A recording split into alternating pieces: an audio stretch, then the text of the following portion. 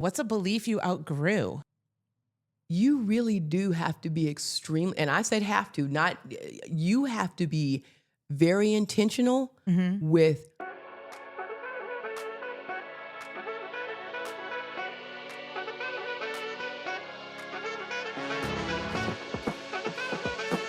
Welcome to the Visibility Room, on air and off script. Hey, everybody. It is Karyl Morris from the Image Impact Group and the Visibility Room, on air and off script. And today I have with me, I don't even know where to begin, my wine drinking friend, first of all, but more importantly, my friend, my colleague, my client, Miss Alycia Huston. Yes. Welcome. Hello. Thank you. I'm so happy to be here. Thank you for having me. Oh my gosh, I'm so excited. So Alycia actually came in from San Diego to work with my team and I. Yes. And now we're sitting down because I want you to get to know her because she is amazing. So on that note, my friend, please introduce the world to Miss Alycia Huston. Yes, and that is Houston with no O, because, we always want the spelling to be right. That's right. Right, Karyl with the K? That's right. And Alycia with a Y. That's right. Yeah. See, we're tracking. So as the beautiful Karyl said, I am here from San Diego, California. And I have to be honest, going from 85 to the 40s, that's not the business. But for this woman and her work and her team, I'm here for it. So I am from the realm of organizational culture and leadership change. And we work with small and medium-sized businesses to support them in enhancing, creating, or correcting their culture. Yes, ma'am. Yes, ma'am. And I've had so much fun with you in the last couple of days and getting to know you and your work. And I cannot wait for these thought leadership videos to come out because they are incredibly powerful. The way that you speak, your cadence, just the whole thing, man, you just reach out and grab us in. So people, please follow Alycia on LinkedIn and Instagram. Okay. So, my friend, before we start, we have to do the rapid fire questions. Are you ready? I'm ready. Okay, here we go. What is the first impression that you want others to have of you? I want them to feel welcome. I want them to feel warmth, and I want them to feel the soul, because there's a little soul in this sister right here. Yes. And I just have to be real with it. That's what it's about. But I want everyone to feel that they are welcome when they're in my presence. 100%. And again, going back to those videos you just did, that was exactly what I felt. Yeah, you had me almost in tears. I caught myself. All right. I know the answer to this, but what's your favorite way to communicate, in person or digitally? We are sitting here having a conversation across from each other. The only thing missing is a glass of yummy red wine. That's what we should have done. Yeah, that's we weren't okay. thinking. It's okay. There's more opportunities. Oh, there's good. Right, opportunities abound. But I am all about relationship. Transactions just do not serve me. And let me be clear, I've tried it. Tried to be transactional, and it just doesn't work. And I think even coaches have been a little angry at me because I'm just not a transactional person. I really enjoy, appreciate, and nurture relationships. Yes, I love that. Yeah. And I want to dig into that in a little bit because I want to go deeper in the business world and how that affects things. Yes. But right now, what builds credibility faster? Expertise, presence, or consistency? Oh, I feel like I'm being called on the carpet here. Because what I know to be true, because friends, Alycia has been inconsistent, okay? And so I have the expertise. I have, the receipts, okay? Let's be clear. But your girl doesn't have the consistency. So I'm going to go with C, Vanna, consistency. Well, we're fixing that. Yes. Oh my God. What's a trust killer that you often see? Saying one thing, but doing the opposite. Yes, ma'am. That level of operation kills trust, and people bolt for the door faster than you can believe. Yes. Yeah. Yes. All right. Finishing up, what is one leadership lesson that has stuck with you?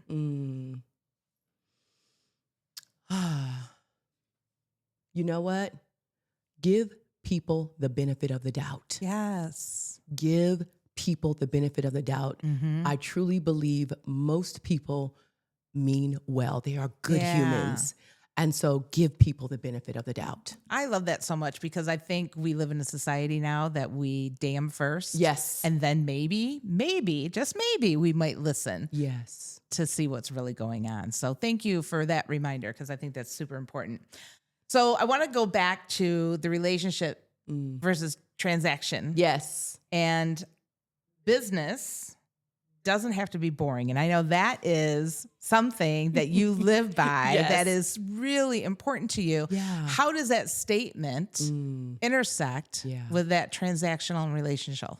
So here's the thing, Karyl. As you know, my background is in STEM, so I'm a science girl. Yes. And sometimes science is boring, okay? Like necessary, but boring. So I used to be a bench scientist. I got tired of talking to pipettes and different machines, okay? So I realized I missed that piece, in business. Yeah. And so the first thing I think that, as if I'm kind of unpacking it a little bit, it's that you have to be honest with yourself, what you require. Yes. Yeah. That is the first thing, right? It's not about what your mom says you're supposed to do, your dad, your cousin, your sister, your aunt. Right. You got to be real with yourself. Yeah. And I realize that I enjoy being around people. Now, not all the time, but I do enjoy being around people.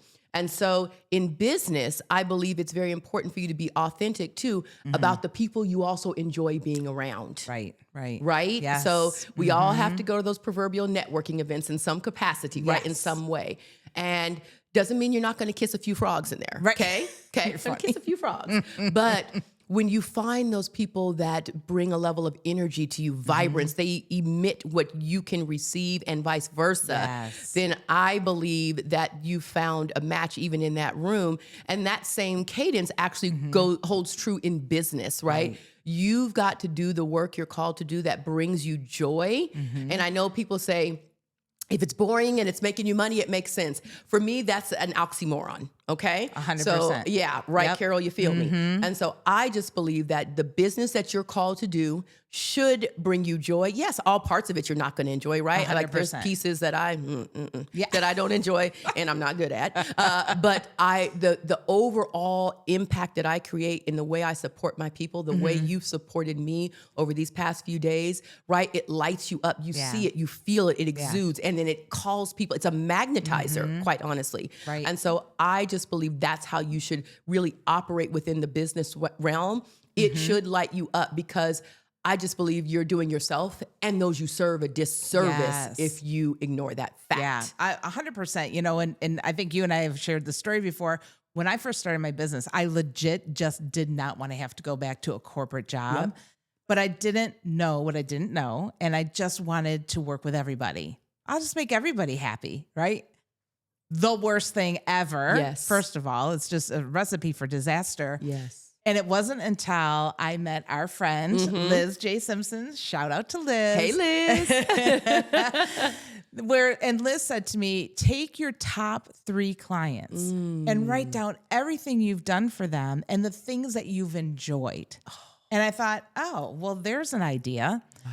Because, when you're in it, you're in it. You don't realize what's happening. You're doing things. You and I talked about this earlier. You're doing things by rote because maybe you're really good at it. So you don't give yourself credit.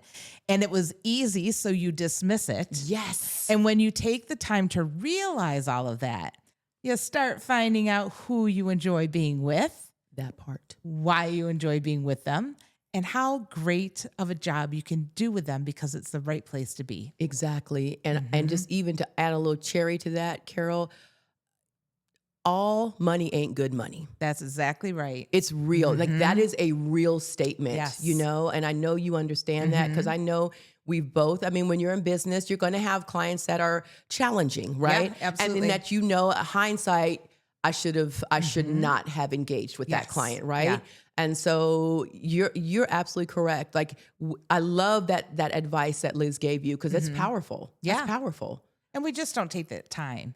And it's funny too, because we take the time for other people. That was Do we ever?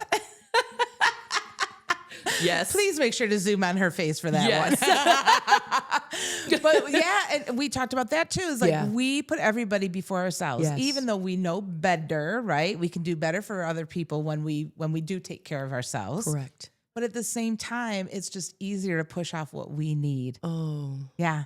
Is it ever, Karyl? And you're funny. It's funny because you're right. We were talking about this earlier, like all the things that I'm out you because all the things that you were saying, Alycia did, and you're like, oh, I think I should take some of my own advice, right? 100%. It's just so real. It's so real, and I need somebody to figure out why we do that, and then we can give them lots of money. Yeah. That money we don't want to take from clients, we'll give it to them. Give it to them. Yes, I like that. Too funny. I want to go back to your statement about being a woman in STEM. Tell me a little bit about why you chose that path to begin with. Sure. And why we are now outside the path. Oh, that's a good one. All So I felt from a young age that I wanted to be a physician. I wanted to help people. I really had a vision to do medical work in third world countries. Oh, cool. So when I went to college, I actually was a biology major, and then I had a second major in third world studies because I wanted to learn about other worlds so that when I was in medicine, right, I was educating myself and preparing myself. Love it. And then started to figure out all the things that come with med school, how long you're in school. I was like, I don't want to be in school that long. Oh, no, thank you. No, thank you. I'm out. And so what I realized is that I was called to heal people in a different way, to support them in their health and their well-being in a different way. Because when we find joy, when we find trust, and when we operate in alignment with what we're called to do, there is a level of joy and our health increases. That's statistically proven. Love it. Yes. And so for me, all of those things, though, from being a previous exited founder, that was part of that because I was involved in clinical trials. I got to work with children in cancer studies. Like I got to do a lot of amazing things in research. So it was wonderful. And I got to actually talk to people too, you know, and explain to them. That up. And give them resources and hope even. So I loved that part of it. And then I knew I was called to more. And so I'm grateful for people that can mirror back because it was through that mirroring from an amazing coach who we're still very good friends today, that she helped me see that how I was truly equipped in a space of leadership, in a space of culture and really supporting others and creating that in organizations and for themselves. And so the way I do my work in culture is through the lens of the brain. So my background, also, I started really getting deeper into neuroscience. Okay. And so a lot of things, what people don't understand, Karyl, is that when we don't feel safe, when we don't feel seen, we don't feel protected, we go on guard and we cannot bring our best self to work. And I mean, we want to bring our best selves at all times. So how do we bring our best person home and at work? So it's like a level of duality. And so I'm grateful that I get to operate in this space, but that science has informed who I am, how I work, and how I engage with my clients today. That's so cool because we often forget that there are scientific reasons why we feel and we react and we think. And to be able to incorporate that with, you know, EQ and, you know, and all the good soft skills that we need, it becomes a more foundational, more structured, more framework way to act within a system. Right. And to elevate the system. That part, right? Yeah. So I can really listen and I can hear what people are saying and what they're not saying and then offer them a solution that they get to choose to implement or not. Yes. Yeah, exactly. Yeah. And that's where you and I have such similarities because I always say, first of all, I'm not your yes person. I'm never going to be your yes person. What my job is to give you some ideas of what could happen, what could change, what could be different. And then to support you in the way that you would like to move, right? I love you that. get to choose how you change and close the gap if you want to. Right. And if you don't want to, that's okay too. And now you understand what could happen or not happen because you didn't. Right. And that's okay too. It is, Karyl. It is. Yeah. I love that. Yeah. See, alignment. All right. So I happen to know that you've got a really fantastic opportunity coming up in August, I believe. Yes, ma'am. And I want you to talk a little bit about that. Sure. And then I've got a pointed question about it. Okay. You got it. So I am hosting an amazing 3-day event, and it is really about amplifying your authority. And it came about because I found myself, Karyl, being passed over for opportunities. I knew I was exemplary at what I did. I knew that I had done a lot of work. I knew that I had the knowledge right in my head. Yeah. and I wanted to share it. And so I was not getting the opportunities, Karyl, to speak, to facilitate workshops, to speak in just different rooms. And so I attended a seminar, and it really got me to thinking, right? I love being in rooms that make you think differently. Yeah. And so this room got me thinking differently, and how I can implement a framework for myself that can then expand my levels of opportunity. And when I started implementing that framework for myself, baby, it started changing things, and people started hearing me differently, right? I wasn't just another, I say, talking bobblehead, right? Right. They started really hearing me differently. They started feeling me. They started resonating with me, and they started like opting in to play in my sandbox, Yes, right? I Because love that. at the end of the day, I'm okay if you don't want to play in my sandbox. Yeah. It's cool, but I don't want to be ambiguous. Yes. And I realized I was being very ambiguous, right? In what I was saying, how I was saying it, and how it was landing. And so this opportunity gives individuals, whether you're in corporate, sometimes we want to just communicate more efficiently. Yeah. We want things to land so we're understood, so we don't find ourselves in repetitive motion. Right.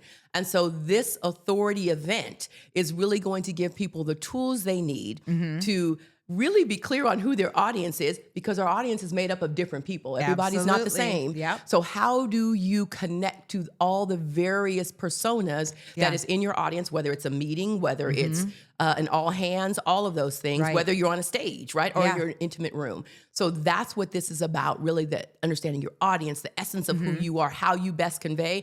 Because sometimes we try to show up like somebody else did in the other room, and it does not, it does not work. So that's what this 3 days is about, really helping you get across that finish line of truly being heard for what it is you are imparting. Yes. And what it is not is a lesson in how to speak. No, ma'am. Or present. No, ma'am. It is about being heard. Yes. Talk a little bit about that, because that is a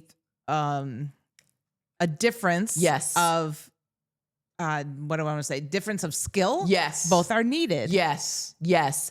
So this is for the person that, yes, they do have the receipts, Karyl. They've done the things. They've dotted their I's. They've crossed the T's. They have done things in their career. They've done things in their entrepreneurial journey. They want to share best lessons, right? So you've attained some things. This is a person that has attained some things. Yeah.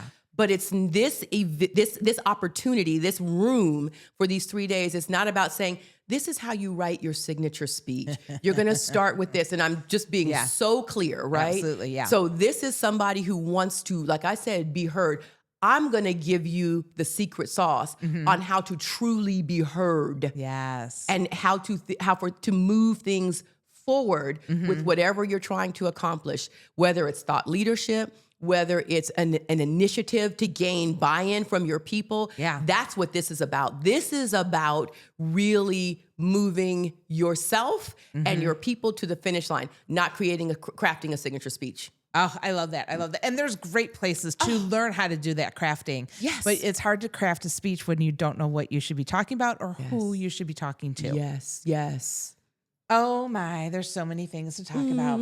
But there's only one thing left to do for today, and that is to visit the old Magic Bowl. Oh, I like magic. Now, my San Diego friend, I must tell you that there are some Detroit centric questions in here. Uh-oh. And I know you have friends across the city. I do. So maybe they might work out, or maybe it'll be a total crapshoot. Okay. I also have Dr. Handwriting, which is Got not it. complimentary. So Okay. I will be happy to read Okay, great. my chicken scratch for And you. I'm not wearing my glasses, friends. So Oh, let's yeah, see. then definitely Okay, give it to me. yes. I'm going to give it to you. Oh, I like this one. Okay. What's a lesson you learned the hard way? Oh, ooh, man, that was actually was a visceral, because it came immediately. Okay. And I'm trying to think how to frame this very nicely. I used to, Karyl, I would just blindly trust everybody. Oh. That was like a part of my team, or in my, even what I felt was a part of my inner, I would call them inner circle at work. I was going to be, because this is work. And I would blindly trust, Karyl. I would just give my trust without question. And I learned that everybody is not deserving of your trust, of your energy, your time, and the truest being you are. And I learned that really, really the hard way, that my trust was betrayed in a very, very still painful. I'm almost like it's very painful manner. This is the story we shared. You shared at Liz's event. Yeah. Very painful manner. Yeah. And I won't continue on with it, but yes, you had all of us in tears by sharing it. Yeah. And for people out there, understand that your words and your actions make a freaking difference. Yes. Take care, be thoughtful, and do as you say. You will do. Yes. All right, let's do something fun. Okay. Right, because that one fell out. Oh, maybe that was a lot. Okay. I should have warned you. Some of them might be really in your face. Okay, that was good though. I'm happy about that. Okay. Dun, dun, dun. Oh, what's a belief you outgrew? Besides trusting everybody, right? You know what's a belief I outgrew, and I didn't understand it till I'm going to say I was in my 40s. Yeah. Like I didn't understand it. You really do have to be extreme, and I said have to, not you have to be very intentional with who you surround yourself with. I mean, truly intentional. Who you give your time to, who you give your energy to, even in joyful experiences. You must be intentional with your time. Because your time is a gift and you cannot get that back. Amen to that, as you say. Yes, 100%. And that all comes down to, again, why waste your time talking to the people that aren't your people in your business, right? Yes, and Karyl. not in a rude way. It's spend your time talking to the people that you can best help, that you can best serve, because it will make you feel better. Yes. Yeah. And I love what you said. It's not in a rude way. It's not personal. It's not nasty. And I remember my 30s. I was like, well, she wasn't very nice. She didn't, but it's the same thing. She was very clear. And intentional with her time. And I understood it when I hit about 40, 41. It's like all of a sudden it was like, like it just went. So it's not rude. It's actually doing people a service when you don't waste their time either. Isn't it funny? Because when people say no, our intent, our reaction is that, oh. But now as we get older, we're like, oh, good for you. Yeah, you good girl. For you. I wish I said no more often, right? Yes, I find that too with even our younger generation. They're very clear with their no and they're very clear with their yes. I feel that as I look even at my children and just, I'm like, I'm so proud of you. You know, like I wish I would have been that in my 30s or, my late 20s. So yes, I feel you on that no. Oh my gosh, literally, Alycia, well, I have been talking to you for days, but I could continue to talk to you for days because I love who you are. I love your energy. I love the soulfulness of who you are and what you bring to the table. And honest to God, you guys, we literally met in the bus coming or going to a conference. And that was it. That was it. And that was, I don't know, 2-3 years ago. Yeah, about 3 years. I think it was almost three. Three. Yeah. So it's the first time that we've seen each other since then. We've chatted a couple times. Correct. And I just think the world of you. Likewise. And that's why I'm intentionally choosing to spend my time with you and your people because you all are amazing. Oh, thank you. Thank you so much. You're welcome. Oh my gosh. All right, you guys, I'm going to say goodbye. I really am. But make sure to like and follow us. Make sure to like and follow our friend, Miss Alycia Huston with no O. That part. And please join us for another round of the Visibility Room another day.